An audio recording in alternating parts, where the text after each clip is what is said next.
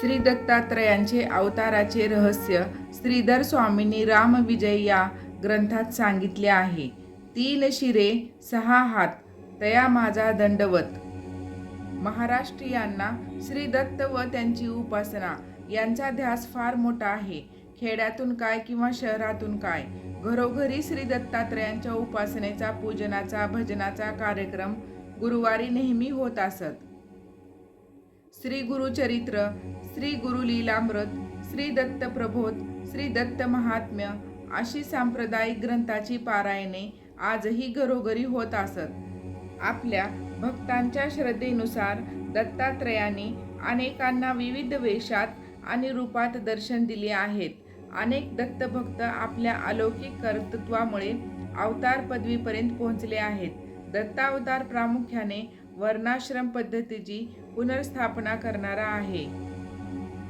भूतमात्राचा अंतरात्मा म्हणजे विष्णूचा दत्तात्रय नावाचा अवतार आहे. हा अवतार क्षमेने युक्त असून याने वेदांना प्रतिष्ठा प्राप्त करून दिली आहे.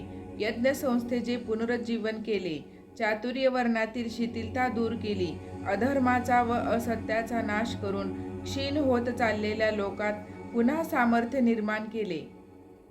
जसा भाव तसे फळ. गाणगापुरात एक गरीब शेतकरी होता. त्याचा एक नियम होता. श्री गुरु संगमावर स्नानासाठी निघाले की वाटेत आपल्या शेतात उभा राहायचा व श्री गुरूंना नमस्कार करायचा.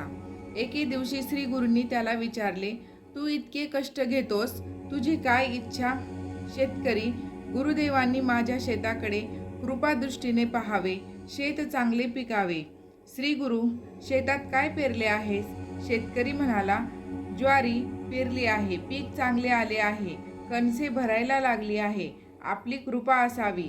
मग श्री गुरु म्हणाले, तुझा विश्वास असेल तर एक काम कर, मी संगमावर स्नान करून येतो, तोपर्यंत सर्व पिकं 4 बोटे खाली ठेवून काप.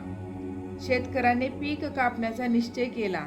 आपल्या धन्याकडे गेला.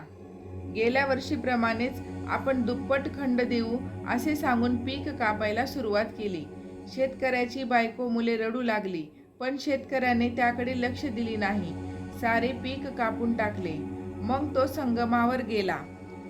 श्री गुरूंना शेतावर घेऊन आला व म्हणाला, गुरुदेव, आपल्या आज्ञेप्रमाणे सारे पीक कापले. तेव्हा श्री गुरु म्हणाले, अरे तू उगाच शेत कापलेस, मी थट्टेने म्हणालो होतो. शेतकरी म्हणाला, माझ्या आपल्यावर विश्वास आहे, मी आपली आज्ञा पाळली. तेव्हा श्री गुरु म्हणाले, जसा तुझा भाव तसे तुला फळ लाभेल. मग श्री गुरुदेव मठात आले. काही दिवसांनी प्रचंड वादळ झाले. मुसळधार पाऊस पडला. गावातील सर्व पिके बुडाली. पण त्या शेतकऱ्याच्या ज्वारीच्या बुडक्यांना मात्र असंख्य अंकुर फुटले. शतपटीने पीक आले. गावाला पुरून उरेल इतके अन्नधान्य झाले. त्याच्या बायका मुलांना खूप आनंद झाला. सर्वजण मठात गेले. श्री गुरूंची पूजा आरती केली. त्याच्या बायका मुलांनी श्री गुरूंची क्षमा मागितली. सर्व गावकरी दत्तात्रयांचा जय जयकार करू लागली. व्हिडिओ आवडल्यास चॅनलला लाईक, सबस्क्राईब नक्की करा आणि कमेंटमध्ये जय गुरुदेव नक्की लिहा.